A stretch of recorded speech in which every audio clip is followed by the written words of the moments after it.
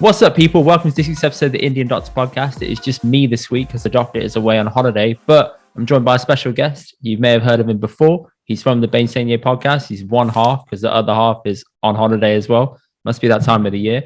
It is Amrit. Amrit, what you say, man? Safe for joining in. How you doing? Thank you for having me, bro. I'm not gonna lie, I'm tired, bro. It's been a long day.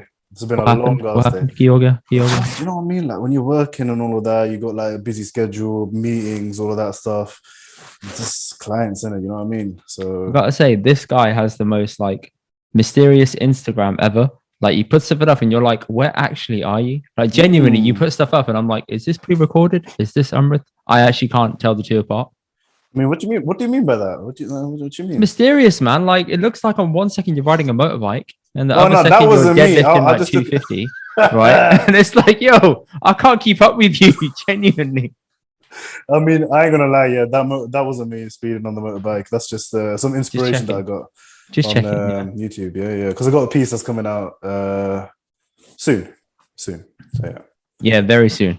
For those that want to check it out. Aysainye on Instagram. So that's it might be out by now. I don't know when this episode. Oh yeah, shit! This will be next week. So yeah, it will be out. It will be out. Check it out. Yeah, check it out. Give that. It's at Aysainye, Aysainye. Yeah, exactly. Aysainye. Good lad. Good lad. Now, initially, I thought these guys have fallen off the map because they ended the Bainsainye podcast, but I knew it was too good to be true. I knew they were chatting absolute gas, right? Because it was too good to be true. It's too good to be true. So they came back, archived all their posts on Instagram. I know how it goes. Yeah. All of a sudden, relaunch, new rebrand, all that stuff. And now it's the Bainsainye show, man. So what's happening there, bro? Why the change? Whoa. Now you got video as well. Well, we got video, yeah.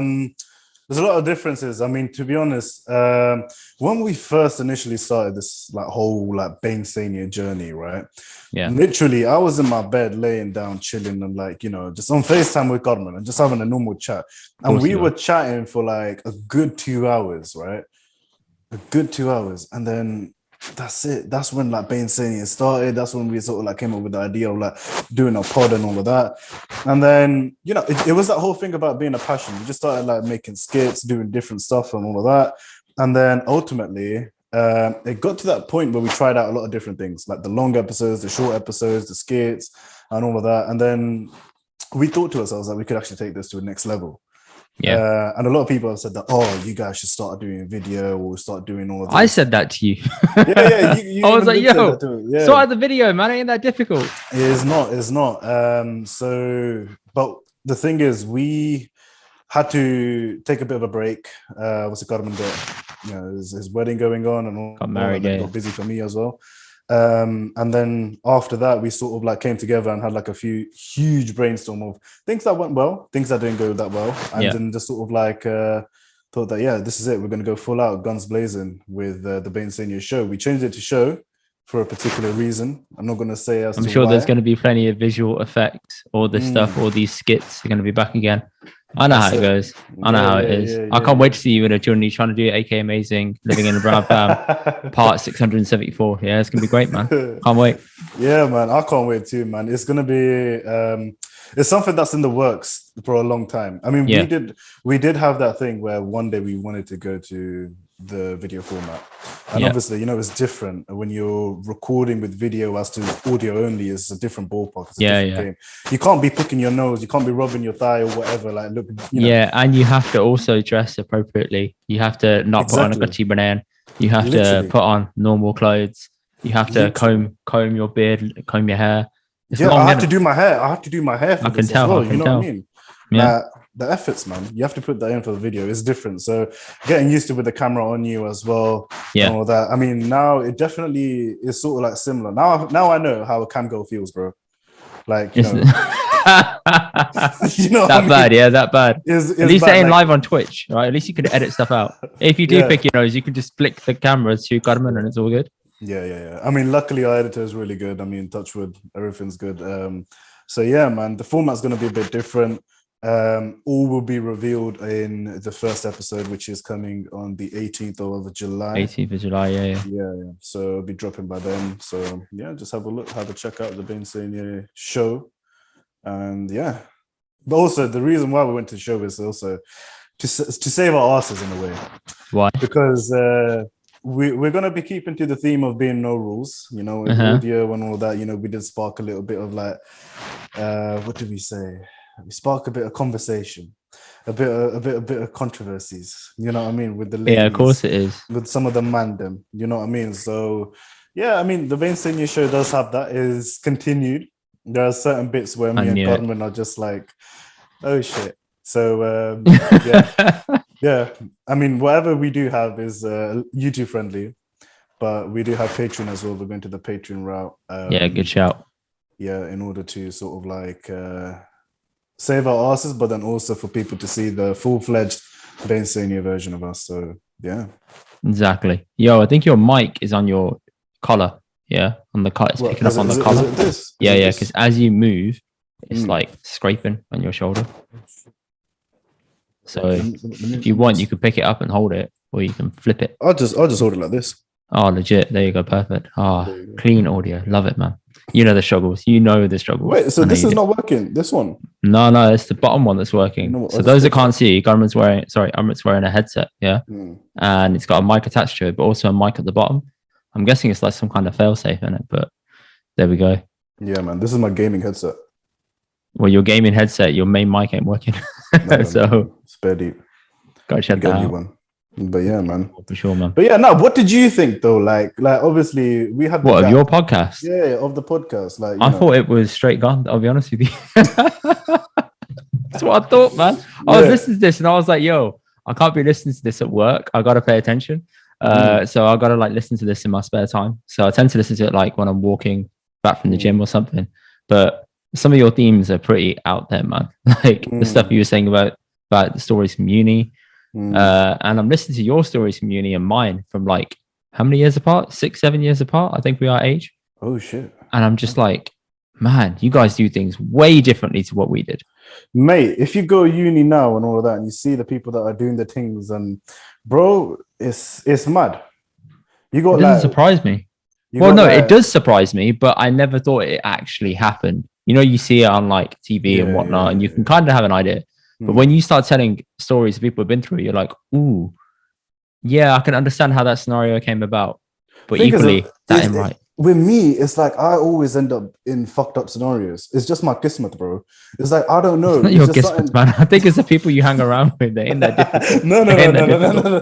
It's like the shit that I see, even when I'm by myself, or I'm like just, bro. I don't know, man. It's different. Like uni now, because I'm planning going back into doing my master's somewhere in London. I don't know where, but you know, I mean, like when I went to uni in Manchester, bro, the ballpark and all that stuff was different, man. You had like your shotters, you had people doing all of them, you know, protested their gum. Of course you do, yeah. You had the girls that are like willy merchants and that, bro. It's different, bro. Dear Lord. It is different, bro. No wonder you like getting married later and later, man. Too much choice, too much experience that you've been through. For real. But other than that, man, it's different because I feel like how was it at your time? Because like now everybody's just colour, innit? Like they just don't give a shit. It's that like different mentality. It depends on your uni, innit? So at mine, it was very not sealed, but it was very like everyone broke up into their own groups, and there was one big ass brown group that everyone was like not friends with, but you all knew one another. There weren't any problems, and it was all about back then. It was all Facebook, so we used to talk to each other in mad groups on Facebook, and then it eventually moved over to WhatsApp a little bit, but the majority was just Facebook and iMessage. That's how you tended to communicate with people. BBM was still kicking about, so people were still using that. Pinging 2 girl or whatever, like a uni. Like see what I mean? So all these things were very different, and YouTube wasn't that big back then. I think. Do you remember what's his name? Hamza, living in a brown pan. Oh yeah, Hamza Productions. Yeah. So he put that first video out. I remember watching it, all of us in like a little room, all of us just sitting there watching it on YouTube, and I was like, this guy could be onto something. Lo and behold, he was. But we didn't expect it to blow up as big as it was. And that was like amateur productions now when you watch it back from then till now. The amateur shit bangs all the time, bro. It does, though. It does. This is why TikTok does so well, because it's just quick, easy content. For real, man. Amateur stuff, like, I ain't gonna lie, yeah. Like, now, even like with the whole Bainsainye production and all that stuff, right? Even I was like to Godman, this stuff looks like it pops because obviously, you know, the cameras, all of that stuff. Of course it does. Of course it does. But nothing beats the good old amateur videos. You know what I mean? It doesn't. But then the level's so high now on like normal platforms like Instagram, etc. You got to have that flicking camera angle. You've got to have things like dynamic. You've got to do like a zoom in 3-phase back out. You have to do that, and you have to have subtitles as well. Exactly. Even for like TikTok as well, when we started making TikTok videos and all that, that's literally what you said is like what we had to focus on. Yeah. Because nowadays it's all about time is the real estate. Right? Yeah. I feel like a lot of people nowadays have a short time span, right? They have a short attention span. It's short as hell now, mate. It's like, okay, cool. If this doesn't, like, I'm going to give 2 seconds to this. If this doesn't attract me, boom, I'm on to the next video. That's why your first 2 seconds has to be a clean hook. Like you can't have a gap, you can't have anything waiting. It's got to be like there. And you're starting to notice that things are going in, not the BuzzFeed version, but people are saying things like, wait till the end. You've seen that one. You must see that like at least 3-4 times a day. Wait till the end. And then you're like, how long is it? Like I've done this. I've sat there and I'm like, oh, it's 15 seconds. All right, I'll wait till the end. But I'm like, if it was 30, no, I'm good, you know.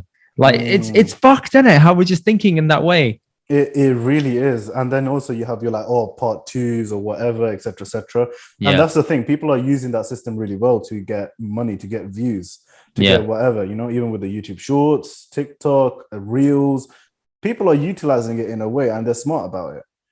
And I think Vine was ahead of its time, man. You must remember Vine. Yeah. You have Vine, and then you had Musical.ly. Yeah, Musical.ly. Musical.ly is what turned into TikTok. Yeah, I thought so. So there you go, bro. Mad. If Vine held on, man, imagine. They would have probably had to extend the 6 seconds. Yeah. Vine slapped though. I think like with Vine, you have something that's just so iconic. You have It's just like the some of those videos, like you have some people just going in like making the skits and all that. It was big in America, and now those massive. People are doing bits now. Like there was this one. Go on. Sorry, man. There was this one guy who I remember he used to put like a watermelon on his head, right? Literally, and say that, oh no, I'm a watermelon or something like that. Yeah, doing some and then I saw his Instagram page the other day. Man's doing bits. He's doing bits, and it's crazy. It's wonders what social media can do, man. So there was a transition phase where people moved from Vine to Instagram, and they were struggling because they couldn't get their message across for longer than 15 seconds. I think it was for longer than 6 seconds. They're like, oh, it's got to be like 15. And they were really struggling with the adjustments to that like wider period. Right. Some of them found it super difficult. Imagine like now, obviously things have been loosened and TikToks can go on longer than like a minute. I think it's like 3-4 minutes now you can watch a TikTok for. No, now you can put 9-minute videos on TikTok. There you go. So they're going for the longer form content because it's there. But initially they started small. If Vine had gone bigger and bigger, you could have seen it potentially going in the same direction. I think there was some problem with it or something, that it was, I don't know, bankrupt or something like that. Something with the owners. I don't know what something happened with that. Yeah, something dodgy definitely happened because it went under and people were proper upset. Yeah, no, I mean, Vine, you know, TikTok. I feel like TikTok's going to be killing the game. Give it a couple of years, and next thing you know, it's going to beat Instagram. Like it already is, man. Yeah, already is, because Instagram's like, it's trying with the Reels thing, but it's not the same. I don't know why. It's just not the same. I don't know. The thing is, like, as a creator myself, like, you know, doing digital art and all. Yeah. Instagram has turned into shit, basically. Like, yeah. For me as an artist, right? Like, okay, growth is one thing. There was a 2-pack piece that I did quite some time back. That's a thing that made me explode. But I'll get onto that in a bit. But in terms of like how growth goes from Instagram, it's horrible. You literally have no growth nowadays, especially. You can have your couple 2 shares or whatnot or whatever, but for digital artists or anybody who's a creator, it's really bad. Even hashtags don't work as well. They don't now. They've been stopped, haven't they? Essentially, it's all about saves, shares, and not even likes anymore. Yeah, it's not comments. Likes anymore. Yeah. It's not even comments anymore as well. Even the way that you caption your post as well, that has an effect on the algorithm. How you got to capture it? Sorry, capture it, caption it. Caption it. So it's meant to be something with like, I think 12 words or something like that, and you cannot use more than like 4 to 5 hashtags. I got told this from somebody that works on Instagram. Right. And I was like, shit, really? Does this actually work? And they were like, yeah, because this is what the format is for Reels. So in Reels, you don't necessarily write down a long ass sentence. You just keep it bare minimum, boom, boom, boom, the same way it is for TikTok. Yeah, but on TikTok, is it 4 or 5, or can you just fucking pad like loads? TikTok is a bit weird. It's like anything goes, man. It's like anything goes, as long as you get one that just hits, and then you just got to be consistent on it. They'll start clamping down soon, though. Eventually, every social media thing goes in this way. They start being really broad, really kind, and then eventually it just starts curtailing more and more. I don't think that will be the case with TikTok. I think TikTok, everybody's scared of TikTok with the way that merchandising goes with other companies, because you have Facebook with the ad promotions, and you have all of this like malarkey, whatever they have, right? Yeah. With Instagram, but with TikTok, you don't need to do that. You can literally, yes, you can do the advertisement, the paid advertisement, and all. Yeah, cool. But you can also just, with the algorithm, be successful in advertising. You can advertise your content. And the one thing is that even for you as well, advice with something that I learned is that we spoke to somebody from Sony, me and Godman. Yeah. And they were giving advice about social media. And they were basically essentially saying how each and every single platform that you have has to be different. Yeah. In terms of content. You can't copy and paste, man. Yeah. So whatever I have on your TikTok, I don't want to see that on Instagram. But whatever I have on your Instagram, I don't want to see that on your Twitter. So some people with Instagram and TikTok, I've heard them say it. They essentially copy and paste, and it works. Sometimes it does work. Sometimes it does work, especially with the length of the format. But some people will put things on TikTok first as like a exclusive, and then put it on Instagram 2 weeks later. Exactly. And you get this bit of a lag going, which works on both sides, which is really smart. And that's a good way of doing it. You have the content. Exactly. Yeah. And you can recycle content. So now you're thinking, okay, I can just mix and match, and then it works and it's good to go. Exactly, man. So many platforms to keep up with, man. Like even I was thinking the other day, how do you grow fat on YouTube? And I typed in, like, I was end of the season, and I'm like, end of the season, it's time for the best of AFTV, right? So I was like, let me just type in best of AFTV, yeah.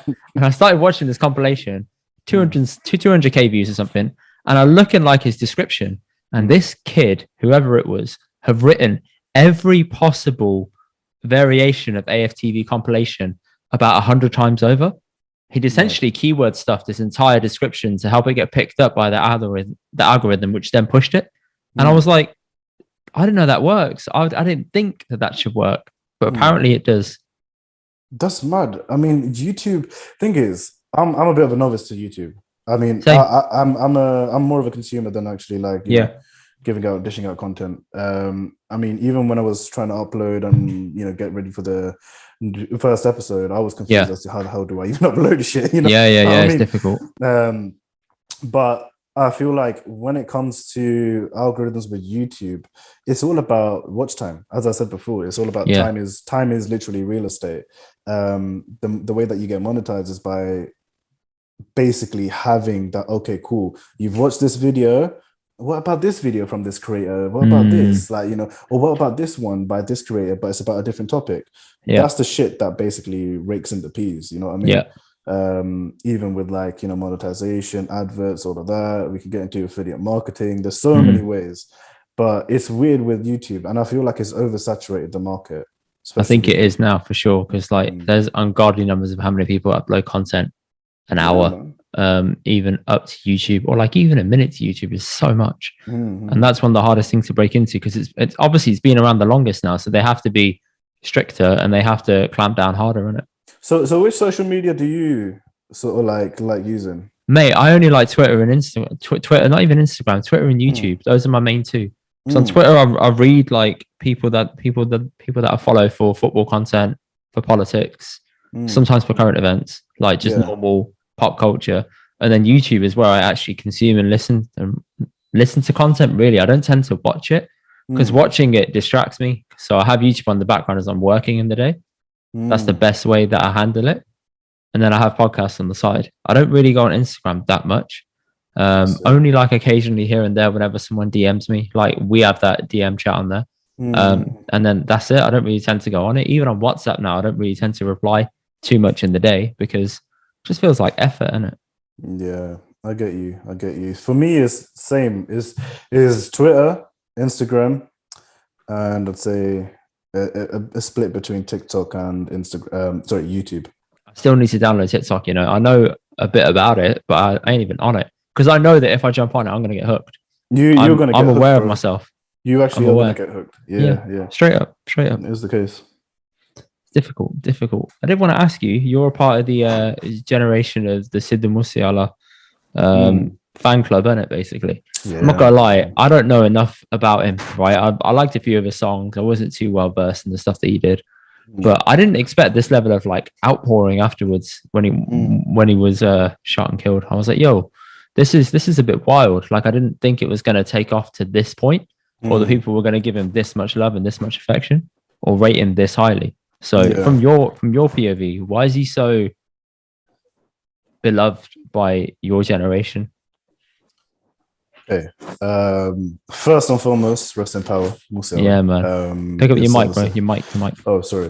My yeah. First and foremost, apologies for the mic and all that. But yeah, first and foremost, rest in power to Sidhu Moosewala. Yeah, it's a huge loss to the industry. And Indy, I'll be honest with you, man. It's more about the way, for me personally, the way that he's such a talent, right? He has actual raw talent. I mean, my man going from like, a notorious B.I.G. beat and being able to like, with folk tune, be able to like sing on a drill beat, on like any type of beat and still maintain that folk vibe and that traditional Punjabi singing vibe is unreal. And I feel like the reason why I personally connected with him was the way that he was able to work with the Western tune, the Western beats, the Western instruments, and still maintain that folk approach. And for me, that was like, shit, man, this is different. This is a different ball game. Because you cannot discredit the works of Diljit and other people in the industry, right? Because they're amazing in their own way. But the way that Diljit also plays it in a safe manner. He's not gangster rap. He's not gangster in terms of like his approach. His Moosewala, basically, his biggest inspiration was Tupac, right? Yeah. And obviously that's the gangster thing. He's talking about guns, all of this, fair enough. Okay, cool. It's for an image as well. You got to think about, even with gangster rap, American rap, they have this sort of images, this portrayal that they have to put on. Yeah. And the thing is, it's just with the culture, the way it was, and the incorporation of Western music, and it's just something that resonated, bro. And even when I went to his concert, that was my first concert. Really? Yeah, my first concert ever. And it's just the way that I would say, I wasn't even like, fuck, bro. Like I was in my senses and I was like, because you want to remember it. Yeah, exactly. And yeah, he was like lip syncing, but then after he lip synced, he was performing the song as well. And the vocals and everything, that's when I respected him a lot. That's when I was like, actually, you know what? Shit, man, this guy has talent. This guy has stuff. And not only that, the lyrics. I know Punjabi pretty decent. You know it very well, so you can understand it better than me. Yeah. But there are certain things in some songs where it just goes over your head and you don't really like clock it. So I feel like post his death, I myself have literally just been on like YouTube translations, English translations, asking my mom as well, and just sort of like seeing that actually this guy, whatever he said or preached, was legit. Like I did that too with Sanj, because she played me his most recent one put out. What is it, SYL or SYL? Basically, is it called SYL or is it SYL? I call it SYL, bro. All right, so she played it and she said listen to it, and then she got the English translation on the phone, and I was reading it and I was like, some pretty deep shit he's saying, man. Like I didn't expect this at all from someone who had the image of like gun gangster, etc. Like he built that perception of himself up. Yeah, exactly.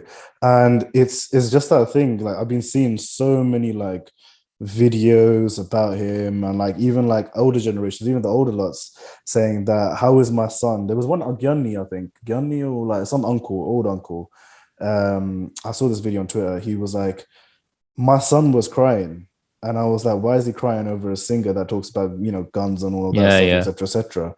And then he was like, I deeped it, that if he's crying, there must be something deeper to this. And he started listening to it. And then he was like, actually, this young boy was such an artist. And he, you know, he had this lyrical quote, like lyrical power that he had, that, you know, he could write his songs off and, you know, have that good wordplay. And it's just something about Sidhu, which is, I'd say, is generational, bro. It's like you don't get these type of people quite so often. He's like one, you know, when they say that 1 in a million type of people, that's literally what this guy is. Yeah, I can see that. I mean, with his lyrics and stuff, you obviously don't expect that from someone who's a Punjabi singer. You expect them to talk about, you know, normal things in a Punjabi song, like bin life, etc. Being from India, moving over to XYZ, living in your new country that you've migrated to, all that stuff, like the standard shit. Yeah. But this was like, it seems like it was something much bigger. And maybe it was because we have social media now compared to how we used to have back in the day, that people get their flowers, right? But for him, it just felt like everyone sort of came to a stop, and they were all like, oh, okay, they didn't expect that. And you hear him speaking out now about like the Indian government, especially with SYL explaining the rerouting of the water out of Punjab, like very powerful. And I'm just thinking, everyone's obviously going to have their own conspiracies, like the coincidences of the dates he got knocked off and all this stuff. Like, I'm not going to get too much into it, but I did sit and think it must have been some kind of inside work to have someone like that silenced, because he was pushing against that. He was jumping into politics. Obviously, we've had Harvey from North 20 on here to sort of explain why he thought that he moved into that. And it seemed like the next step for him logically in his career. And it seemed like that was the way he wanted to go, to try and move into a new space that was obviously severely corrupt. I feel like, yeah, I agree with what you're saying. I mean, there is something more to it. There is, you know, whatever's there is there. You know, there's some sort of dirt or something that's there. You know, but ultimately, what we got to realize, there's a mother and a father that's lost their son, their only son, and it's, you know, okay, yes, it's Moosewala. There's a lot of people in the whole world that's, you know, been in that same scenario where they've lost their only child, or, you know, daughter or son or whatnot. But I mean, nobody should go out like that, the way that he went out. Man, and to be honest, you know what shocked me as well was my man Moosewala finished his magazine. Like, you know, he finished his whole clip. Yeah, he did. Yeah, and that's mad. That is mad. But yeah, man, it's just one of them things where I when I first clocked onto it, and like when I got the news, I was like, nah, this is fake. I was like, this is fake, man. You know, because like, no, I thought that as well. Like, as soon as someone said it, I was like, bollocks. Like, my brother said it to me. I was like, nah. And I jump on my phone and I'm seeing it everywhere. Then you see the picture of him, and I was like, whoa, okay. I was like, that's too far, man. Why would you fucking need to put a picture of that up? And that's what pissed me off as well. Like, you don't need to show the videos and stuff. You don't. Somebody that's losing his life, now show some respect. You know what I mean? In a way, or why do people do that, man? Like, why pull out your phone and do it? What is it? Proof of death? Is that what people are really after? Because if it's for that, I understand. But just for clout and stuff, or just for like, oh, I'm the first one that saw it, I was at the scene. Was your first thought to pull out your fucking phone, or was it not just trying to change things? A lot of people have lost touch of what reality is, bro. Like, if I'd be honest, my approach and my answer to that is like, you know, we're in a digital world, right? And everything, basically, your phone is another limb, right? Like, it literally, it's like, okay, cool. If something's happened, I'm gonna whip my phone out. Oh, if there's something like popped or whatever, okay, cool. I'm gonna whip my phone out. If I'm on a date with a girl or whatever, I'm gonna whip my phone out. You know what I mean? Like, it's just that common nature. It's that thing where it's so ingrained in us that it's a part of the system. It's a part of who we are. It's a part of our human biology, basically. You know what I mean? Yeah. So it's a shame that it is like that, and you don't want that. You know, that for me, it was disturbing. I'm not gonna lie. The desensitivity is wild, man. It is absolutely wild. And then after that, like, After his loss, you know, it was that denials phase, you know, and then I'm not gonna lie, I did cry a bit Of course, man. I understand bro, that. it's one of them ones where it's like, you know, it felt like one of our own. Yeah. It felt like one of our own, literally. Being, you know, it's and even like listening to his songs and all that. The day he passed away, I couldn't listen to his songs. I get that. I I couldn't. get that. I genuinely couldn't. I was just in such denial. And then that's the whole phase of like when I started listening to his songs, then I was considering on if I'm gonna do a piece on him or not. Like, you know, then I was like, okay, if I'm gonna do a piece on him, I actually have to like Do it really properly. do it properly. I Yeah. have to understand Moosewala properly as well. Because I've not done like I've done the Moosewala piece twice before. One which was just a Moosewala when he did the Live by Gun, Die by Gun song. Yeah. And then the one when he did 47 with Still Bangles and Mist and Yeah. stuff. And now I did one as a tribute. So that's the thing. There was like listen to his discography, here's some of his like interviews, and just I realized there's one thing that Sidhu Sidhuya, right? There's only one Sidhu, and that's what he used to say all the time. And that for me was the piece, because I saw a lot of people, you know, a piece with Tupac, or you know, a piece was, you know, whatever, his mom and dad or whatever. But for me, the thing was I wanted it just to be about him. And yeah, just to work around it. And then yeah, I mean, it's not like my final piece I'm going to do on Moosewala. I will do some in the future, but Yeah. you know, Yeah. it's just one of them ones where it felt from like the heart. That's what it needed to be. It's nice to see how it isn't a mad rush for you, because loads of people see it as like a gold rush. As soon as something like that happens, gotta put a piece out now, gotta do this now, gotta get that out now, gotta be the first one. Like, I'm sure people have done that. I'm not saying names, but we obviously know of people that did rush out to put something out ASAP. And I'm like, fair play, but also chill. It's like you're profiting over somebody's death. Now, I'm not gonna lie, and I'm not gonna deny this, that okay, cool. We live in this whole digital world or whatnot. Likes, shares, reposts is a big thing, right? That in some way or form and context is a way of profiting regardless, right? Yeah. If you get liked or whatever, and like for such a quick response, I understand from an artist perspective where like, okay, this has happened, I want to share how I feel. I can't feel this through, you know, say what I need to say through words. Visually, this is how I feel, and this is a memento, whatever. I get that whole shit, right? Yeah. But then it comes from a point of like, okay, cool, where the way the system is that I'm going to be generating likes. What's this going to do? Ultimately, it's going to give shares, right? It's going to be, you know, the shares, people are going to get on it, and it becomes some sort of a profitization. It disturbs me, that, man, because I'm like, you should want to do something like that, if, especially for an artist, just for the art, not for something else or other reasons. Exactly. And then for me, that's the thing where I couldn't have it in me to drop it as soon as, because I need to process it as a human. Process it, deal with it, and think about how is the best tribute that I could do. Because I do a lot of, like, you could say, quote unquote, tribute pieces to celebrities, for example, Drake, Weeknd, Kanye, whatever, you know, I do those type of pieces. But for me, I had to listen to the discography, listen to everything, and then when I feel it's right, boom, drop it.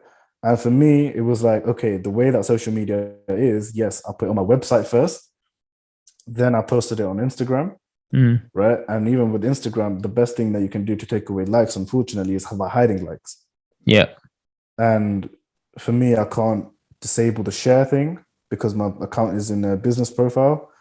And, you know, it's a bit tough like that. So yeah, cool. I've just posted it once, boom, that's all I've done. That's it. It's there on the website, www.aysainye.co.uk or whatever. Just it's there for people who want to buy, you know, use it as a wallpaper or whatnot. It's there.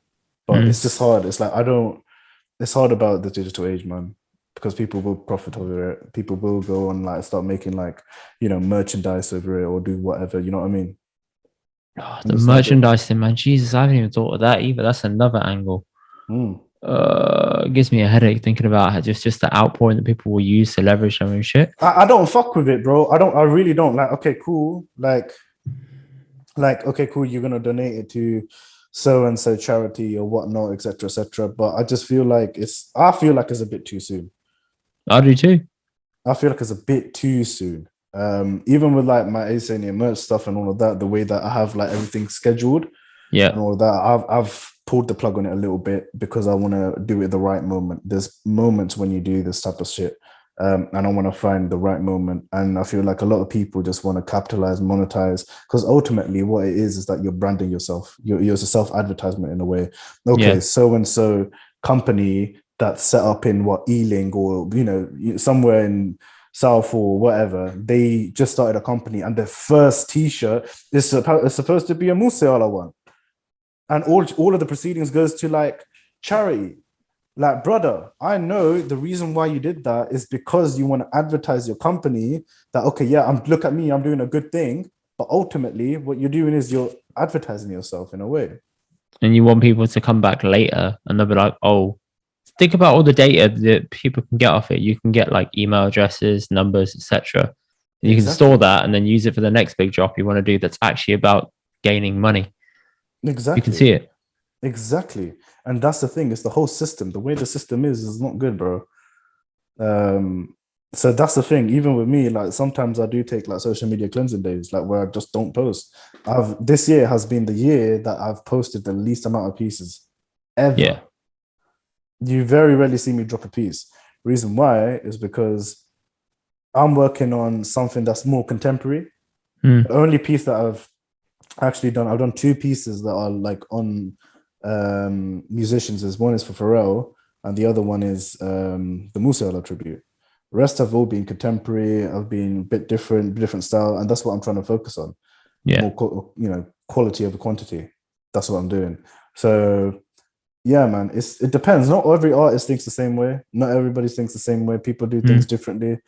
And yeah, I get where certain artists would sort of like do an immediate response, but ultimately it's just the way that the whole system is. Reiterating back to the point, the system. Yeah, it is. I can see that. With yourself and like making your own art pieces, what do you do it for? Is it just for like pleasure and just to share it with other people?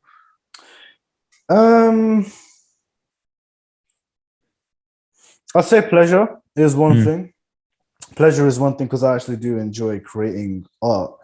But the art that I do is has changed a lot in compared to, let's say, from me now compared to how I was last year, has been completely different because of the angles and the inspirations and the things that I deal with on the daily has been different. Yeah. Every artist has a season. This is not just stigmatizing it to one point where it's like, a digital artist is a singer as well.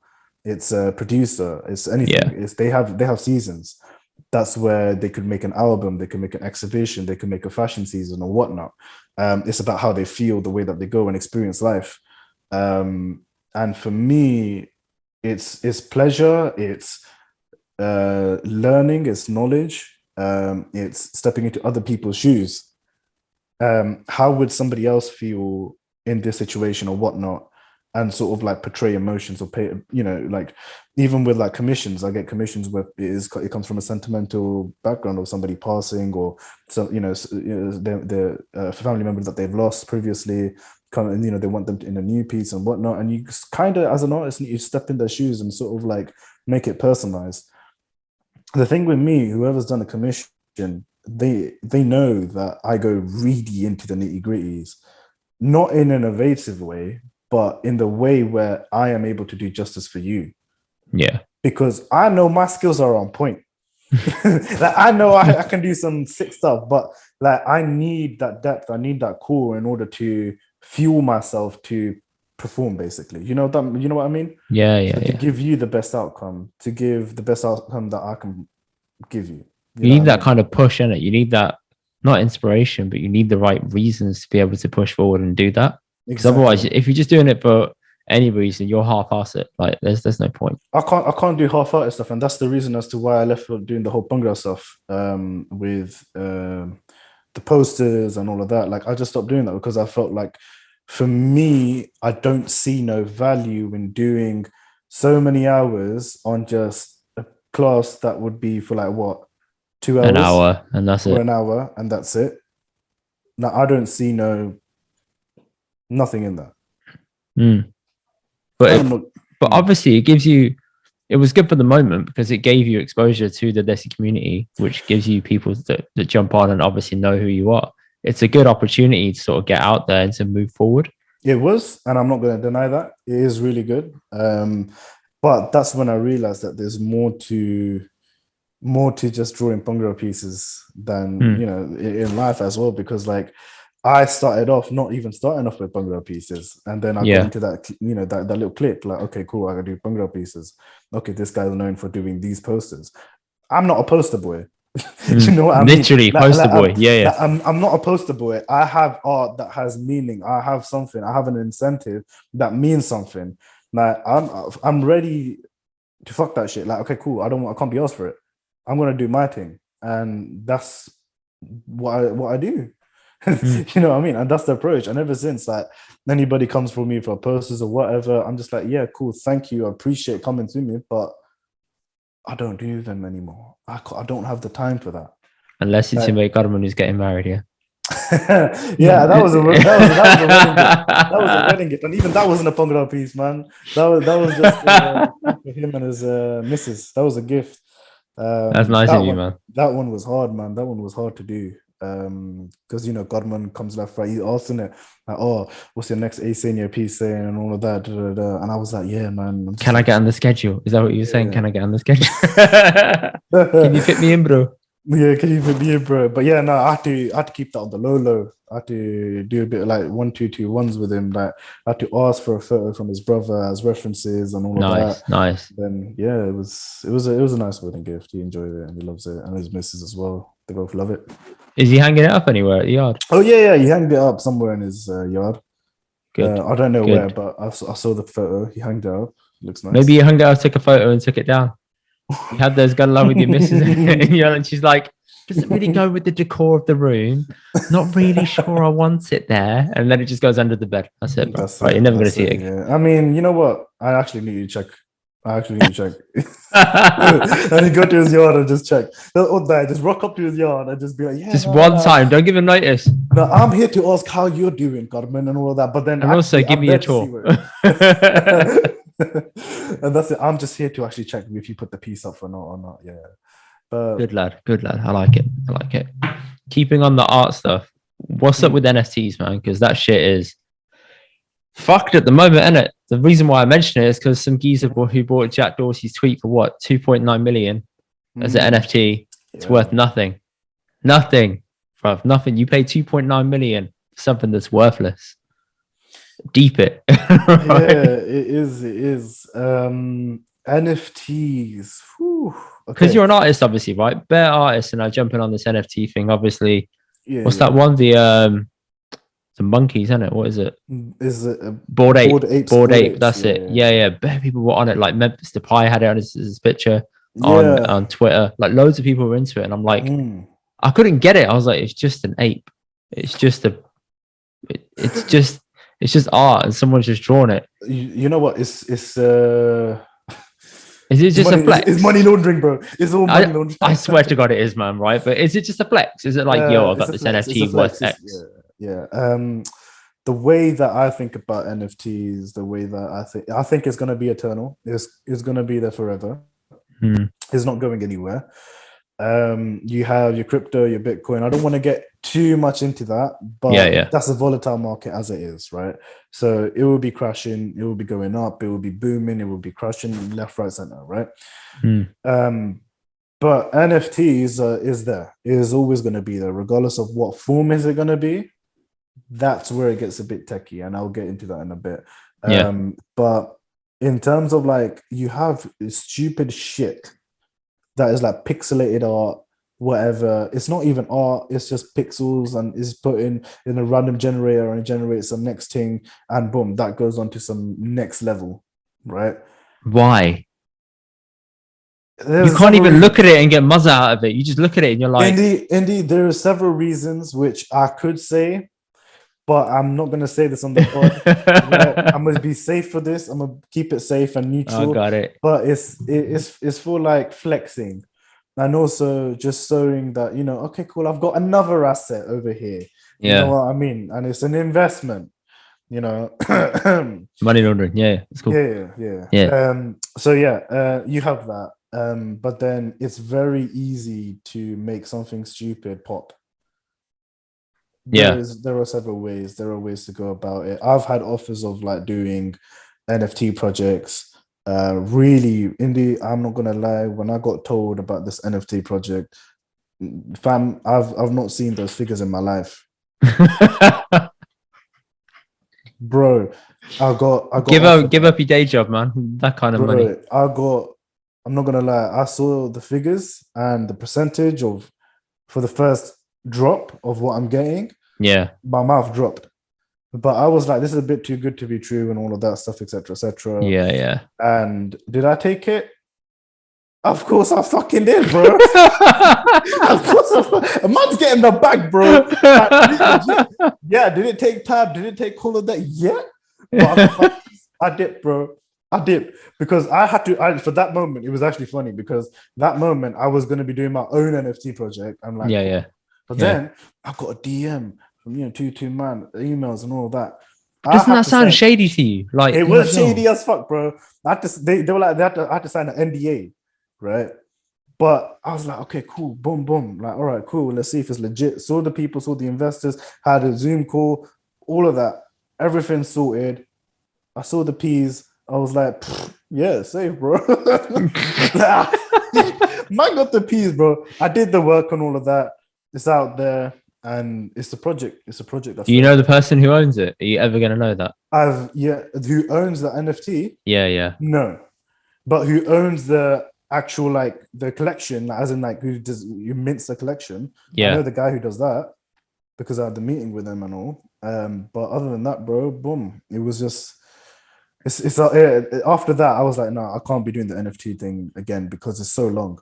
Because you have to literally draw everything in like different styles, different colors, and all of that, and it becomes so long, man. It's just too long, and I just can't be fucked. Oh, because people want like the one with the green tint, the one with the blue tint, the one with the red tint. There was just one like, oh, I want somebody with a big tit, small tit, whatever, one tit. Wow, that detail, like, Jesus. Bro, it's different, and it's. I don't know, bro. But at the end of the day, I'm not doing an NFT, as in like artwork, but something that I would go down, which is something a bit different, is the metaverse. Now, here we go. Hi. This is something. It's fucked, but it's mad, especially for me. Like, for those that don't know, I studied architecture, so I'm doing my whole architecture thing, getting through my whole journey, all of that. And I have a real passion for digital modeling, and all of this stuff.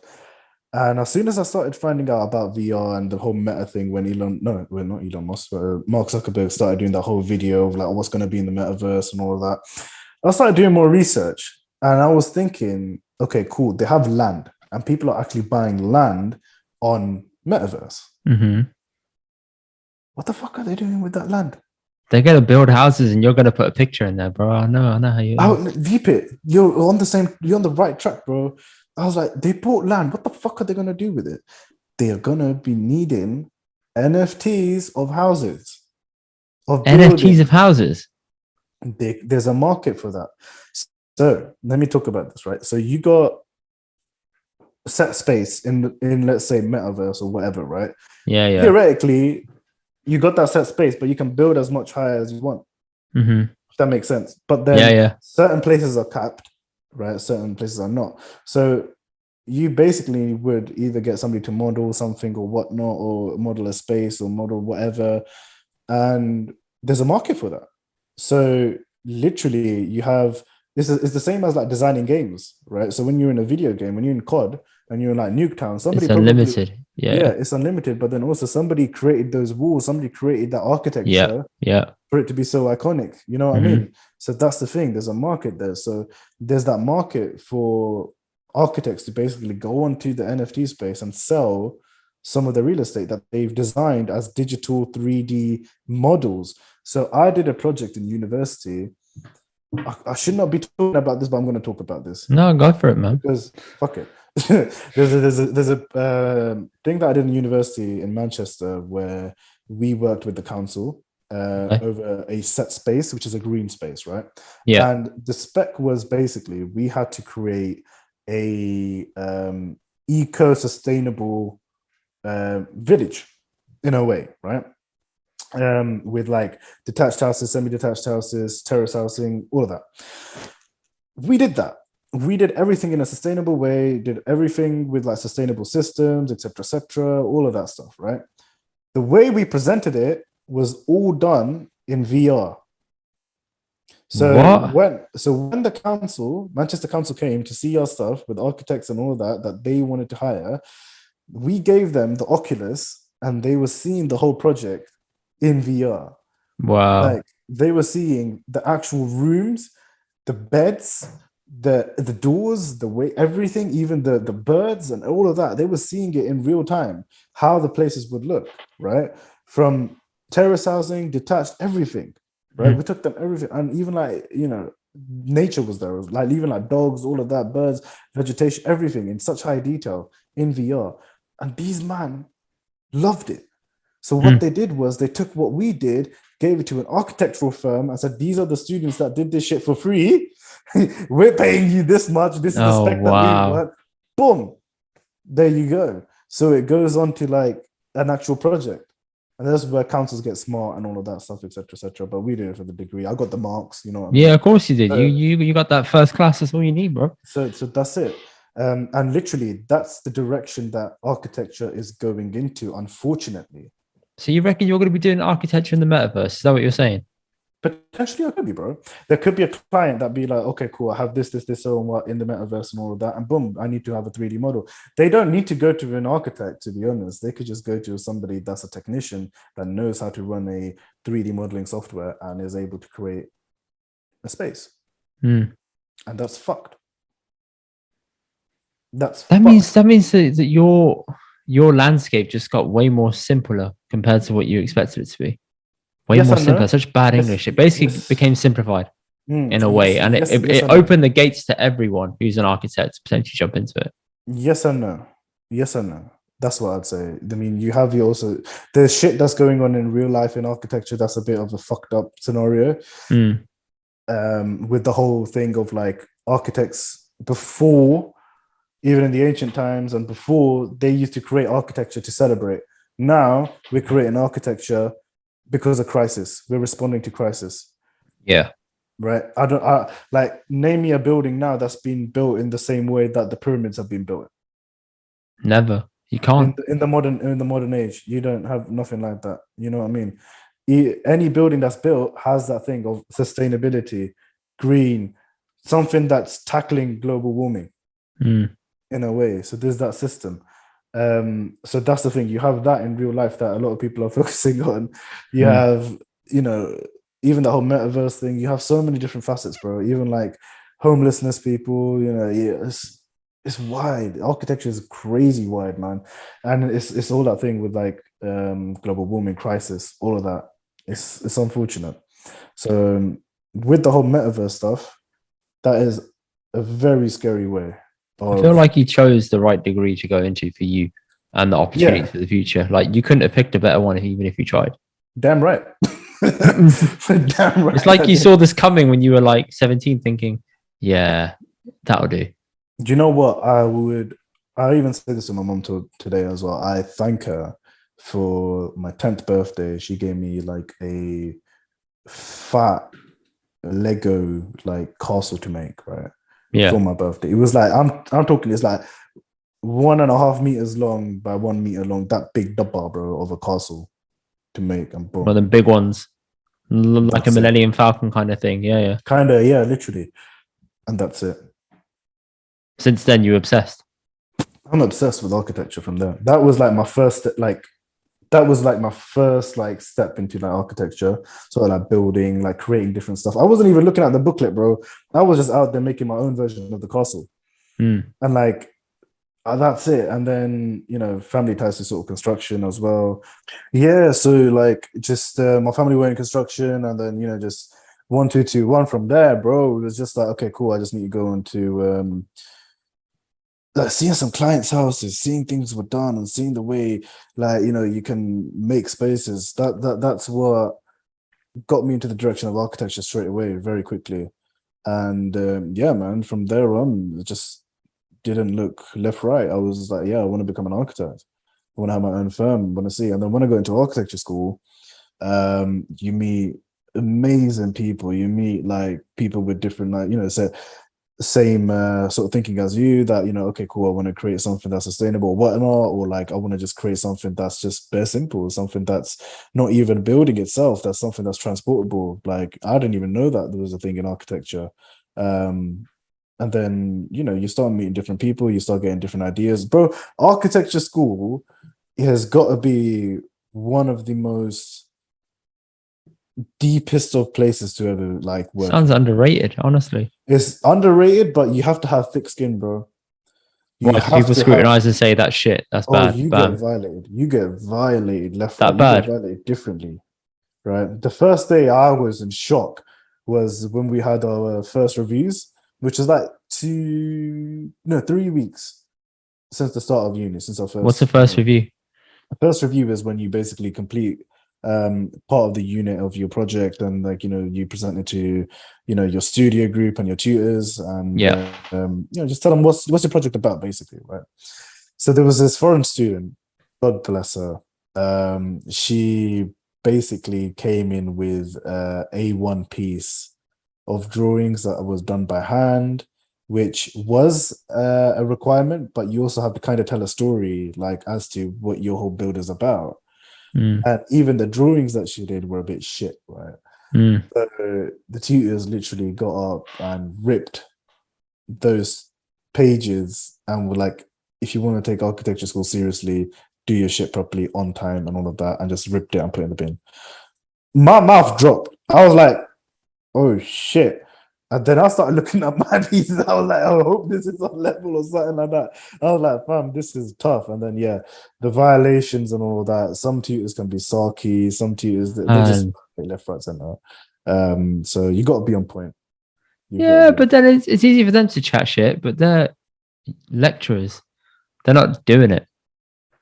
Oh, no. So all of the architecture tutors work part-time, basically. They're at firms, but they do the studio thing. Some of them are a bit shit, I ain't gonna lie, but I'm not gonna say that's why they can do the entitled thing, because they're like, oh, I've actually done it as well, and they can be like, I still do it. Yeah, exactly. So that's a unique scenario, man, because most lecturers, etc., do not do that. They're just a lecturer and that's it. Yeah, these lecturers have ties into the industry that are a bit mad, bro. Of course they do, which is good networking for you. I'm sure you took advantage of it. Yeah, but the thing is, they're all in Manchester. That's the thing. So yeah, no, I guess there's probably a bit of a north-south divide there. It is a big north-south divide. It is a bit mad. Would you ever move up? What, to Manchester? Yeah. No. No, you considered it for a second. I saw it in your eyes. I considered it. I did consider it. I did, because the food and the way it is over there, the vibes are different in Manny. But London's just London, bro.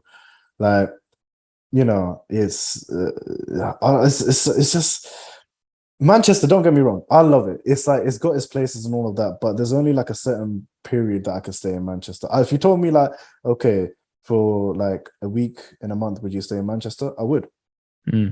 But the rest I stay in London. I get it. Born and bred London, innit? You know what I mean? But yeah. Why would you like want to do a master's then? Because clearly you got the game on lock. Like, you understand how things are going. To be a fully qualified architect, you need to do 7 years in architecture. How many years you done? I've done 3. Well, 4. What? Now. You got to do 3 more? No, so I've done, I've got my master's, which is 2 years. Then I got to spend, well, it's a bit weird with the doctorate, the way that you get your thing. So it's like either you spend 2 years or a year, and then you do your exam.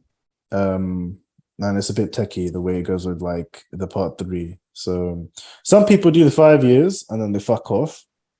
Some people do the whole 7. Some people do 3 years and they go off, and it depends. And people take different routes. The thing is, with architecture, you get into different industries really in an immense way. A lot of people are going into UX design. UX is big at the moment in marketing. Even I know that. Massive. Yeah, a lot of architects are going down that route. But UX ain't great, man. Like, I always thought it was the main coders that do it, but clearly not. I never understood what a UX designer actually does. I always see like job openings for it. Me neither, bro. I'm just going on LinkedIn and I see like a couple of people. UX 50K, UX 60K. You're like, what? Yeah. What does this do? I can learn that. Yeah, exactly. I'm just like, what is this? And yeah, you just see people from my course that are just on it, like, oh, I think he has joined this company as a UX designer or whatnot. Send them That's just like, congratulations. No. yeah, exactly. I'm just like, yeah, yeah. Yeah, cool. This brother didn't help me in the group work or nothing. I ain't said anything. Oh man, I've got the Uh, bitterness towards so many people at my uni, man. Like, yeah. yeah, some people try to screw me over in group projects, all this stuff. Some people really worked their ass off and got a 2-1. I'm not gonna lie, I didn't fully commit to uni until it was exam period. Yeah. I Mm, was pissing about a little bit. And I scraped a 2-1. I called them up and they rounded it up. I got 59.7% at uni mad. and they rounded it up to 60. So I'm there on grad day. People that Yeah. were vying for a first got a 2-1, and I'm like, oh, same. Right? You know, it's like, and I pissed around, and you took it super serious. That really Mad. hurts, Senna. That really hurts. That's mad. That's Yeah, mad. it really hurts. But it is what it is, man. People just want to take things and Mm, be bitter about stuff like that and be competitive. Maybe that's their first exposure to something competitive that they're actually good at. You got to mm, consider that as well and think, kind of feel sorry for him, you know? mm. Bro, you wearing a Juve top? Yeah, of course. Is that you? Juve? Ay, ay, ay, ay. It's the Juve human life one. Mate, I wear all Okay. football kits. Just I have a Mm. rule. The only rule is I can't wear another English kit except for United. That's it. That's the only rule I have. Everything else is free reign. Is it? So what got you into United, man? Here we go. What got you into United? All right. So what got me in? Let's see. So when I was a kid, Mm. I liked Ruud van Nistelrooy a lot. Mm. I thought he was a great goal scorer, man. Like obviously him, Beckham, that era. Mm. I Mm. just thought I like Man United. I like those players. Let me just stick with them. And my missus said to me the other day, she even said, you know, you're paying for a decision you made when you were like 10 and you're getting upset about it for a decision you made at 10 years old. You can't just sack it. And I'm like, you don't understand. It's the sunk cost fallacy to another level. I am in too deep. You can't withdraw me from this. Mm. That's it. You Mm. can't, and I'm stuck. That's it. I'm stuck That's forever. it. You're stuck. It's that blood like truce that you've made with your club, right? No, And that's it's the same thing with me with Arsenal, bro. Like, tears, man. It's just tears every season. Last season, I tuned out of Man United within 25 games gone. I was like, this is done. I just stopped watching. mm. I was like, I'll So, catch it here and there, but I'm yeah. not going to get upset or triggered by it. I used to get really upset by it, but I was like, you know what? Fuck it, Yeah. man. They didn't give a shit about us. You must have felt the same way about Arsenal until they came close and then died Yeah, again. you know what? The thing is with Arsenal, it was, you know what? It was the all or nothing It doc. was the Let's not all. chat. You knew the doc was coming out and you were like, let me pay attention so I can reminisce. And then tell the story. Tell the story, Amrit. Tell the story. What No, have you bro. done? You might have your bestie complete when it comes out. Yeah, so I went to the Brentford match at home, which we won. Right, atmosphere was a bit mad. Obviously, man had a bit of 2, 2, 3, 4, 5, 6, 7, 8 type of drinks. You Yeah, know of what I course mean? you did. Of course you did. And I was with my boy, and then we saw a camera crew, right? And we were literally just walking past it, like, and then the guy just came up and was like, "Yo, do you want to do an interview?" And Yeah, we he were went like, up to you. He's like, Brown, equality, bam, let's go. Ethnic, boom, yeah, let's literally, go. literally. And then we were like, "Yeah, cool. What is this for?" And he was like, "All or nothing, Amazon." And we were like, "Oh shit, okay, cool, boom." You were like, Right? let's Yeah, get sober, okay, baby. cool. Let's get Right? server and all that. Yeah, cool. And yeah, so we had to sign like a form and that. Wow. And they asked us the question. I ain't gonna lie, I was part in it, bro. So I can't remember fully, but all I remember is I was being hella dramatic. I was like, no, Arsenal, you get top four this season. I don't care. Arteta's been doing a bit of a madness, all of that. Like, you know, I believe in the youth system. I think that the way he's going, all of that. Da, da, da, da. I was chatting, bro. Yeah. And then You were drinking that full British yeah, DNA, yeah, everything, man. You were like, yeah. yeah, I believe in the Camden youth. Hills, bro. Camden Hills. 100%. And then some. Yeah. And they asked us about Aubameyang and all of that, and I was like, "Oh, we don't know when all of that. We'll see when the documentary comes out. See whatever happens." Then there was the end bit where I remember, and I'm just like, "Shit! If this goes on, I'm gonna turn into a meme, innit?" Yeah. I was Yeah. like, "We better fucking get top four." And the guy was like, "What if you don't get top four?" And I was like, It's done, isn't it? "We will get top four. There's no such thing as we won't get top four." And this is Brentford game, what, 20 something?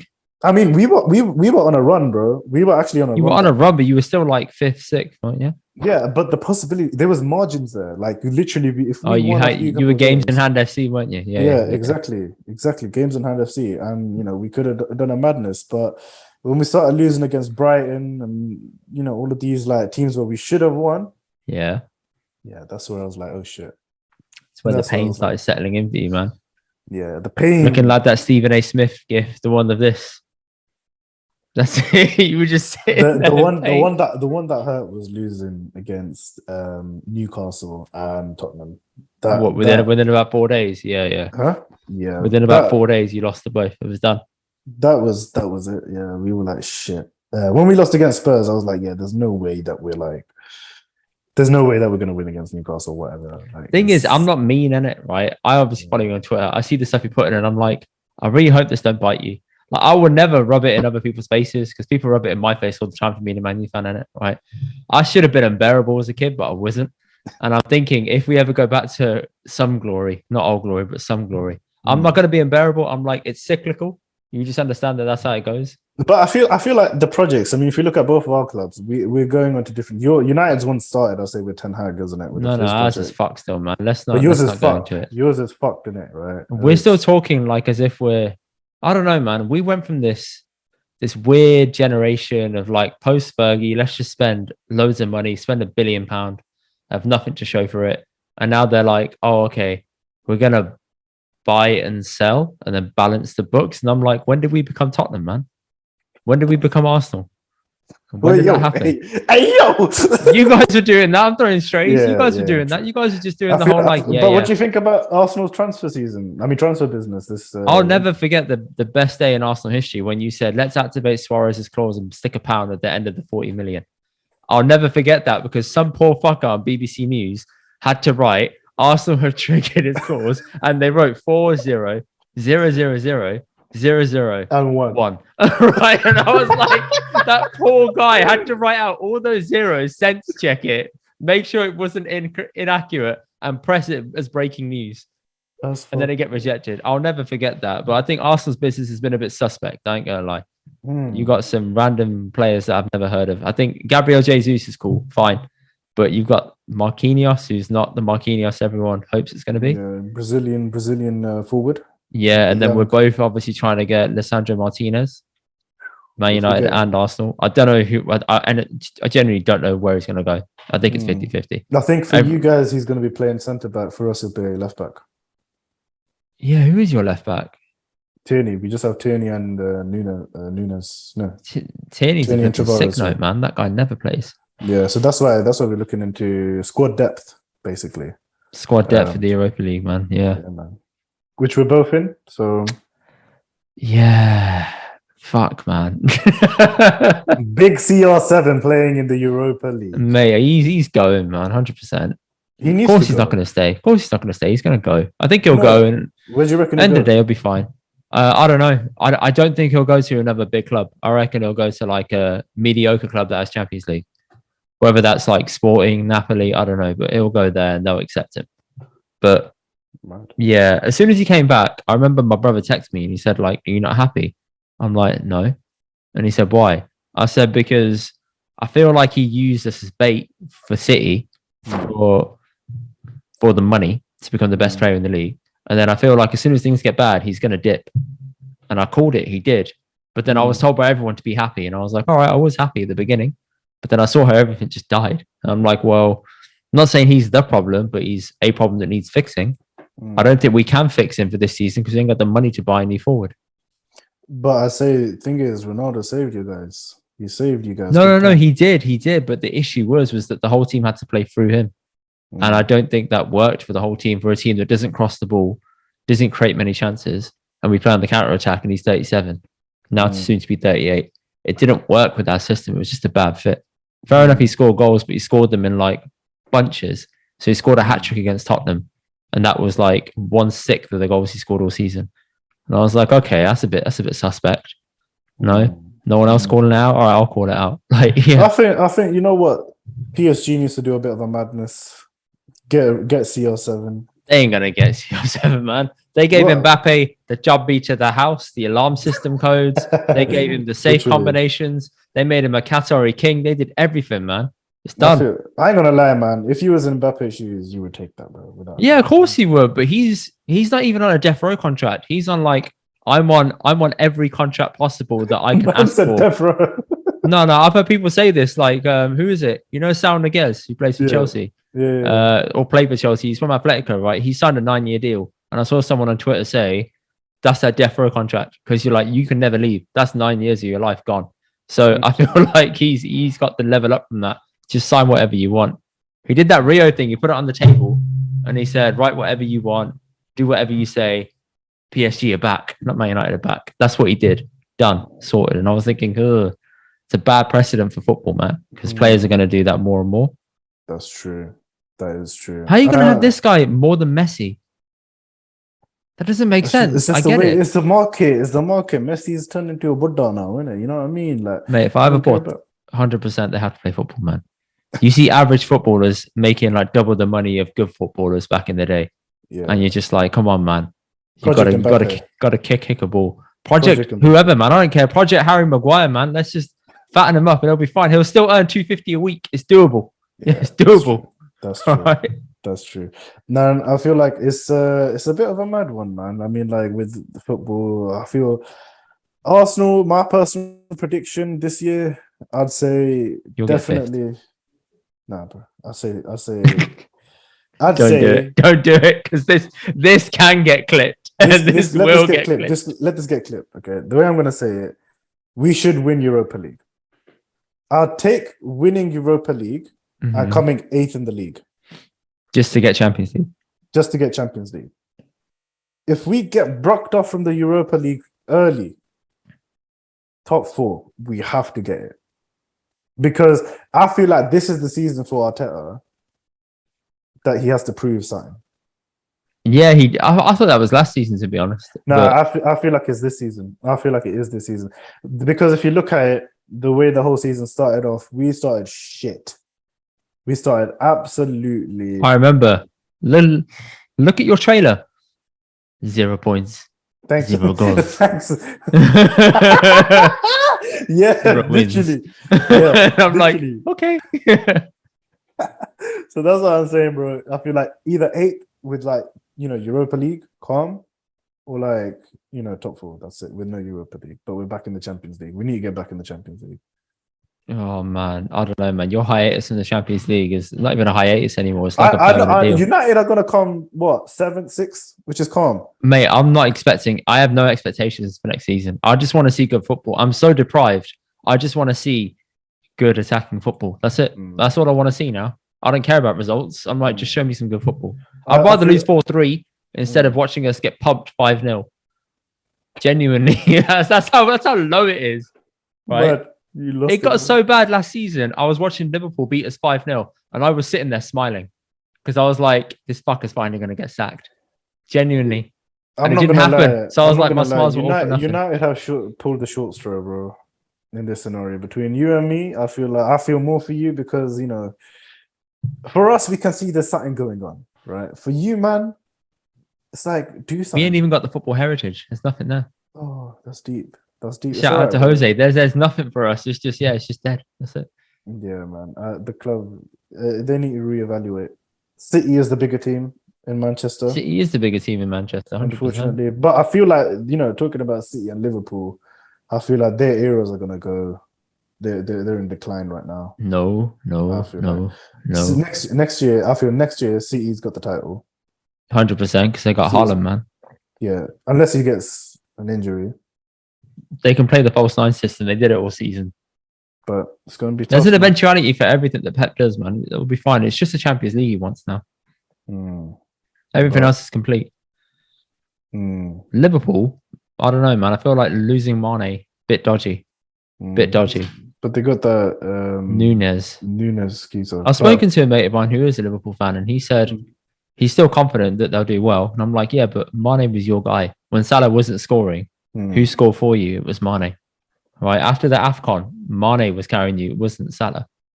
That's how it is. You have Jota as well. You have the other guy, that Colombian guy. I think he's Colombian or... Who? Bobby Firmino? He's Brazilian. No. He's Brazilian. The other guy who plays on the wings. I forgot his name. Oh, Diaz.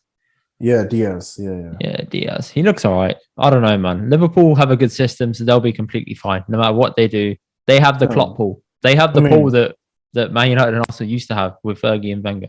I mean, if you look at it, all of them take steads. They're all asthmatic. You know what I mean? Mate, I told you this inhaler system. Was it me who told you? How did you find out about that conspiracy? I saw it. I saw people talk about it there. I saw it on Twitter. Yeah, and it's real.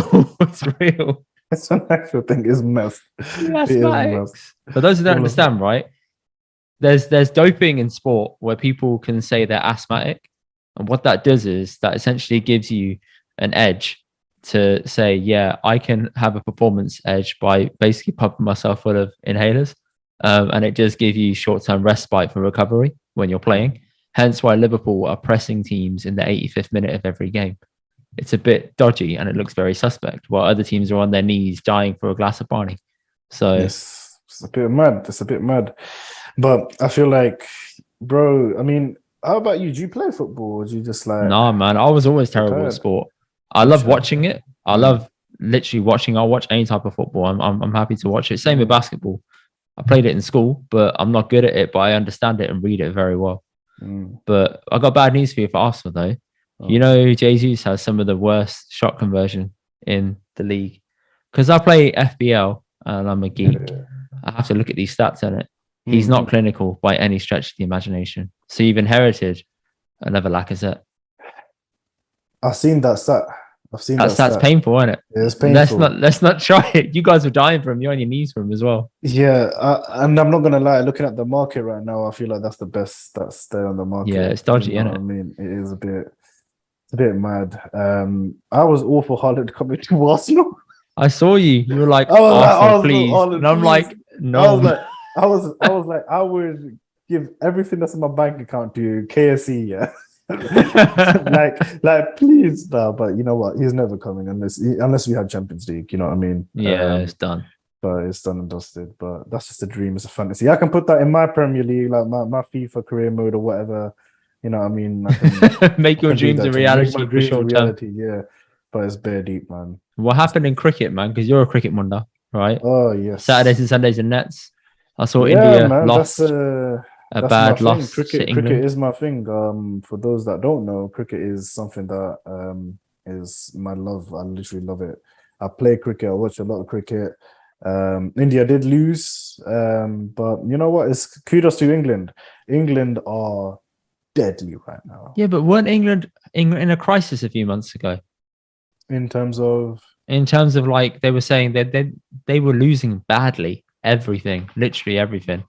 Yeah, like people had to step down, change the captaincy, all that stuff. I'm only reading headlines, and I'm not well versed on cricket. Joe Root was losing a couple of games and all, but they did change the whole system. And it happens, bro, with cricket. Like whenever there's a series loss, or back-to-back series loss, or whatnot, you know, you do change the team up, you do change the captain. You know, it happens, bro. But the thing is, the level of cricket over the past couple of years, especially on international level, has ridiculously improved. You see teams like New Zealand popping up and doing our madness. They won the Test championship, the World Cup, basically, for Test. Yeah. And for me, the type of cricket that I love watching is Test. I mean, I get the whole IPL thing and all of that, but I don't follow it as much. I just watch it here and there. But for me, real cricket is Test cricket. It's that thing where it's the matter of patience. It's that thing where, like, okay, cool, where do I go attacking? Where do I do? But 5 days of fuck all. 5 days is long. It is long. Don't get me wrong. It is long. But it's one of those things where, like, okay, cool, let me check the score now. Let me see what's going on here and all of that. You know, if I do have a couple of, like, you know, minutes to spare, I'll just watch it. You know what I mean? It's one of them ones where you just watch sparsely. Yeah. But once you get used to it and once you understand Test cricket and the things behind it, then it becomes interesting. Especially towards like the 4th and 5th day of cricket. Oh shit! Actually, I've deeped it. Here we go. Hang on. All right, hear me out. Really bad analogy incoming in 3, 2, 1. Go. Test cricket is like YouTube, long form content. Yeah. T20 is like TikTok, short form, quick, happy. Everyone goes home, in and out, bish bosh, done. Close. There you go, that's done. Close. That's close. I'd say I'd replace Test with like your movies. Movies. There you go. There Netflix. You go. You win. I'd say Netflix, like your series, and you know, it's long in it to watch. The movies are longer to watch. Yeah. But I'd say it'd be more like YouTube. Your 1 day games, like, you know what I mean, like the 1 day match. 50, there we 50. Go. That's your YouTube. I knew there was substance to this shit. There we go, bro. man. What an analogy, bro. What an It's analogy. a shame it came out all shit in it. I might just polish it up and put it on TikTok. Who knows? Well, yeah, man. I play cricket on Saturdays. Train pretty much every week. Batsman and keeper. That's what I am. Been playing it since young, man. Been playing Did it. you ever want to jump into it as like a profession? The highest level I played has been county. Okay. So the thing is, it's a bit weird with cricket, bro. It's a bit weird. Back when I was growing up, there was a lot of racism. Oh yeah, like how the geezer who came out and spoke about it. I spoke about him on the podcast. What's his name, man? The guy who came out and spoke about it at like full length. When it was the BLM thing. No, recently in the last like year or so. Oh really? Because I remember What's his name? Oh, it's gonna piss me off. There was a West Indian player that was on Sky News that talked about BLM and racism in the ECB. Yeah. Is it Adil Rashid? No, it's not Adil Rashid. What's his name? Oh yeah, the Leicester. I know what you're talking. Lancashire team that you were on about, isn't it? Yeah, but what's the guy's name who came out? It's pissing me off. Someone's probably shouting at the podcast right now. Yeah. I know what you want about, where they started saying the abusive terminology or whatnot. Azim Rafiq, that's it. Yes, that's his name. Yeah. Yeah, he smashed life, man, by going out and just talking about the full racism that people didn't know about. And I'm like, it's obvious, man. He's telling me that this large amount of opera, the only sport that they're actually good at, yeah, and barely any of them make it to like a high level in England. It doesn't make sense. It's ridiculous, and it's not only just myself, and it's also my friend, one of my good friends. He had a different experience. I had a different experience. He had an experience where it was far worse than my one, where there were clubs literally just rejecting him based on his skin color and the way that. Did they say that? It was done on the low. It was done on the low because if you looked at the way that he was telling me that he was there with like people of white skin tone and olive skin tone, there was very less people of color there. Yeah. And hence why the reason he didn't get selected. And one of the people who was a volunteer was like, just doing this basically, like. What do you mean tapping his wrist, just like saying hurry up? Pointing the skin. Oh, really? Yeah. And they couldn't say much, even though they were a person of color that was volunteering for coaching, which is ridiculous. And then for me, it was sort of mad Uncle Tom shit, man. Which was something similar, where it was like, okay, I went to the trials, went to everything, but just very less people of color there, and it was like, okay, cool. They didn't want to pick the person of color. I mean, the ability, the performance, and everything was there. There was nothing where it was left, right. Everything, technique, even not, it was better than some of the people that were there. Same thing with my friend, and it was just that thing. You just didn't get selected based off your skin color. So then, what can you do there? Like, it's just to motivate somebody. I got picked one year. The next year, I didn't get picked the first year. Didn't get picked the second year. Third year, I got picked. Do you reckon they were short on players? No offense, but do you think they were short? No, they're never short. County's never short, unfortunately. County, if it's club, then yeah, they might be short. But if it's county, no. County, Jesus, never. Man. So it's ridiculous. So yeah, man, it's unfortunate. But the one thing is that was during when I was a bit younger. Now, if you look at the current climate, it's changed. I see a lot of young boys that are in my club that are actually going into county, getting selected for county, which is incredible. You see like people who are in my age group going into coaching. So I'm doing a level 2 ECB coaching for being a qualified coach for cricket. So I'm doing that. I see people who are also of brown skin color, doing the same thing, and it's crazy. Jeez, do you have time for like everything? Man's doing cricket badges, playing cricket. I'll make time. Oh my god, man! It sounded like the full hustle, mate. 100 hours a week. Let's go, baby. Right? Yeah. Let's go, baby. Yeah, no, I make time. I mean, it's something that I'm passionate about. For me, football, I do play occasionally, but I like watching football more. I like sports in general. But cricket is the one that I love, like playing. Did you go to any of the test games? I was gonna go to the India-England one, but some family matter popped up, so I couldn't go. But I've seen like the one days India and England, in the Oval. Okay. So I've seen that. But yeah, man. Other than that, I want to get the MCC membership for Lords. Like that's What's my that? life goal. What's MCC So membership? MCC is like Melbourne Cricket Club. Right. So that you have like special like priority for like seats and Lords and all of that stuff. So any games or anything, like it's a highly prestigious membership. And the only way you can get that is by knowing 2 people. So if there are 2 people that have the MCC, please DM me on Aysainye and refer me. Because man, I'm not gonna They'll lie. do it in return for an art piece about themselves. Yeah, You know? do that. I'll do that. You'll happily do it. For real. I'll drop whatever project I'm doing, and I'll just do that for the MCC membership. Yeah, Even if they're part of the racismo. I'm down. Oh my god! No. I mean, to be honest, it's man, it's just like you get bare perks in it, bro. It's like privilege in it. Like once you made it as a bumper, and as soon as you get the MCC membership, bro. If you're brown and you got MCC membership, that's it. Jesus, man. Well, you got your life set up, man. I'm interested to see as the way you go, honestly. I don't know where I go, bro. Things pop out left, right, center in it, projects and all of that, and I'm just like, yeah, cool. It's mad. Do you reckon you ever go abroad? I could see you going abroad for like a little spell and then coming back with like a project. Bro, I had this conversation, right? With one of my friends. I was like, you know what? Sometimes I just want to go off the grid. Like, what do you mean? Just dip? Like dip. Just drop everything and just fuck off. I did that. Really? Yeah, I went traveling for 3 months, man. It was worth it. Mad. No, but I'm talking about a year. Like, I'm just like, okay, I have contact with my mom and dad, right? Yeah. And Carmen. Yeah. You know what?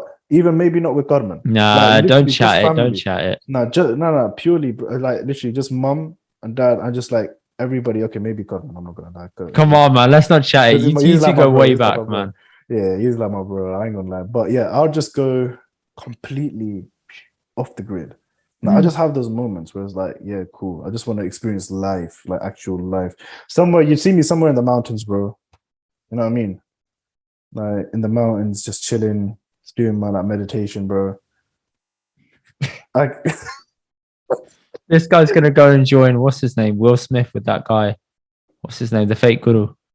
Who? Which one? What's his name? The guy who was on Rogan talking about soil. Oh no, I don't know, bro. I need to work on my names today. What is it? That Sadhguru? Yeah, him. You're gonna go and join him in his cult, man. Honestly, bro, I might as well become a Baba, bro. You can make money off it, clearly, bro. If I go Baba like mode for like 1 year off the grid, go to India and start like a little like cult. I could be like a milk chocolate Baba, bro. I reckon you honestly could. I could see it. I could rake in so much money. Bro. You got that Amrit man look about you as well. You got to do is just have the curry mucha and that's it. It's done. I could see it, man. I could see it in you. I could see it in you 100%. Right? It's real. Tell me if I'm wrong. Bro, and for real, I just rock it like a chocolate tikka, bro, and just call chocolate baba, bro. You know what I mean?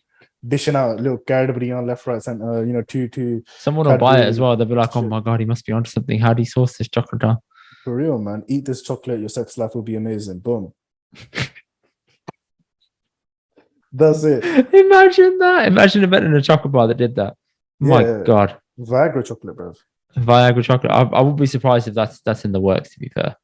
Bro, you don't know what's going on in this industry, bro. I'm sure you know. I don't know, bro. I'm not gonna lie. I am purely virgin, bro. You're going shut up. You're going on that what is it? You're going on those trials, aren't it? You know, those little trials where they're trying to fatten people. Yeah. Which trials you on about, bro? Huh? Which trials are you on about? You know when they test a new drug and they invite people up, they're like, yeah. Placebo, 50-50, or you get the drug. And you're like, yeah, I'm down. No. Let me just say science and all that is chalda pe something. Yeah, it needs it, mate. It needs it. There's no need for any medical trials or anything right now. You know what I mean? So it's all right. Maybe there might be a day and age where I'm not saying never say never in it, but one day you might. Mate, when you go past 40 and your testosterone drops, 100%. Yeah, that's it. You might need to pop the blue pill, bro. You know what I mean? Well, to be fair, the stuff that you're doing is going to be. You must have heard about this red pill, blue pill stuff on what you call it, YouTube, the Manosphere. Yeah, is the stuff that you're doing on the podcast now going to like reach into that a little bit? it'll be interesting, bro. Like with in terms of the Bainsainye show, Yeah. the way that we're going about it, the way that it is, there's so many different elements. It's far more free. Like we don't like the way it is. No episode has a theme. Yeah. It's not like how it used to be previously, where we're like, okay, this episode's about sex education. This episode's about so and so. No, it's like you would hear raw, unfiltered shit from us, right? That will just come randomly, and we will go on tangents, and it'll be interesting, and there'll be left, right things coming in. It'll be so chock, and yeah, man, we will be going into that. There's some conspiracy shit that I'll be talking to Carmen. Oh, I can't wait for this, man. And we're going to see his raw reaction. You know what I mean? Well, true, and also, but I'm thinking about Godman, man. He went all bebop after he got married. I was like, oh, it's done, isn't it? I thought you stopped the podcast because he got married. I was like, oh, he's got to be a good boy now. No, he's naughty boy, isn't it? You know? Got to go and do his mata dick like 4 times a day. You know what I mean? Honestly. Carmen's had a good vision about this, and you know, we've had to. That's the thing. Whenever you have something that's an amazing idea, you really need to think about it in detail and go into, like, you know, the little nuances and think about things in such an appropriate way where it needs to be successful. Because at the end of the day, bro, yes, it is a Bainsainye show. Even with your podcast as well, like, you know, that, okay, it's a show and all that, you got a target where you want to go left, right, in it. You know what I mean? And, you know, there's certain ways that you go about, you plan it in a sort of different way than us or whatever, or anybody else. Everybody plans things differently, bro. But it's just about sticking to it and just having that agenda. You know what I mean? To be fair, man, when you listen to top podcasts and they start like dropping little bits of how they prep, you realize how much goes into it. You're like, oh man, you're like, we're nowhere near the level that they're doing. Yeah, they have like Zoom calls as if it's a production, like as if it's a TV show. Yeah, and they get ready like 4 days out, and they give people homework to go and do, and you work on it, you bring it, and you make a show. And I'm like, it is that, and I'm not gonna lie, I had to do that with the whole Bainsainye show, because, you know, me and Carmen, we've changed completely the way that we planned everything. Like, this is literally doing a podcast from the start, right? And it's like we had to think about different facets, different ways of how to go about certain things, topics that I'm not necessarily an expert on, but I sort of need to like learn about, in order to bring in conversation. And you know, there's certain things that I have to work on my comedic skills. It's even doing comedy is an art as well. That's tough, really, man. Hard. It is tough. You're trying to be an artist of all kinds, man. I can't wait till the next album comes out too. You're going to be an artist comedian, an album comedian, an artist. Right, I'm telling you, man, you're going to do everything. Yeah, man. It's just, for me, it's like if there's a good idea, if I'm passionate about it, boom, I'm going to do it. You know what I mean? There's episodes, I'm not going to lie, that we looked at statistically where I've said that this has been shit from me and Godman. It went to that point where me and Godman were like, this episode is genuinely shit, but statistically is fucking doing bits. And there's some things like when we edit and we see the stuff and all that, we become so numb to the comedy. Where like it's ridiculous. And then when we look at it like 6 months or like a year down the line and we listen to it, we're like, fuck, you know, this is hilarious. This is the shit that we actually made, and we completely forget about it. Yeah, you know, of course. I mean? So it's hard, man. Comedy is hard. And bringing in realness and all that, it's hard, man. Podcasting, it's ridiculous. It's going to be lit. I can't wait to see the skits. I'm sure they're going to be everywhere. Instagram, TikTok, all those places, man. You never know. I might jump on and have a look at the TikTok and follow you guys and see what comes up, and then watch it 2 weeks later again on Instagram like it's brand new, because I'll have forgotten. Because you consume so much shit, you forget, right? So that's what it's about. Exactly, man. Exactly. And that's the thing. Even one thing I want to mention as well is like when this whole change, this dynamic change from audio to visual, like we got a studio, we got, you know, shout out to my man Dan, and you know, or even our editors as well, like, you know, giving us good advice and sort of like telling us like how to do certain things, the way to go about it, the way to go about recording. It's different, and like having a good team, having a good system and a support group is hella important, man. And the way that I've seen you guys doing shit as well, bro, is mad as well, bro. You guys are on it, consistent as well, you know, dropping. I see you, man, you know, doing bits. You know what I mean? Even Trying to, man. Trying to. I saw as soon as I saw you, man, and like doing the video thing as well together on the couch and all of that, I was like, chill. Oh man, finally did it, man. You know what? Yeah. I've been lazy on Instagram. I gotta start posting that shit, man. I've got so much backlog of content that I just don't put on Instagram because I'm but just like, but that's the thing. Like, but it doesn't get traction, and I'm like, I can't be asked. But then I'm like, people probably think it doesn't happen because I haven't posted. I need to change my perspective on it. Basically, I need to think I'm not doing this to get traction. I'm doing this to tell people it's still going.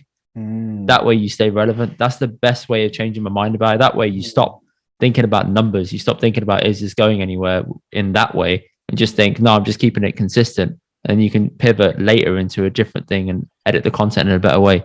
Yeah. But that couch podcast shit's great, man. Honestly, I love doing it in person. It's just locational difficulties, isn't it? Yeah. That's all it is. That is true, man. But thanks for the praise, man. I appreciate it. I think better wrap up there, man, because I gotta go shower and get to bed. But this has been a pleasure. We'll do it again. Man. Shoot me the date everything goes live, and we'll share it on our podcast page. 18th of July. So as soon as it's up with like a clip, tell me, we'll post it. It's all good, man. That's it, Happy to help and support as much as we can, even though other podcasts won't. But I'm not going to say names. I will see you soon, guys. If you got this far, please do like, comment, share, subscribe, drop us a message, let us know your thoughts. Show some love to the Aysainye boys, or the Bainsainye boys, should I say? And we will see you guys next week in a bit.